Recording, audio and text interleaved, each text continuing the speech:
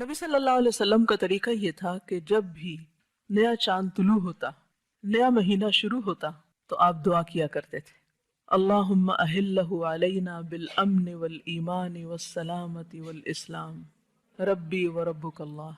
اے اللہ تو اس چاند کو ہم پر امن، ایمان، سلامتی اور اسلام والا بنا دے۔ اور پھر ساتھ ہی فرمایا کہ ربی وربک اللہ، اے چاند میرا اور تیرا رب اللہ ہے۔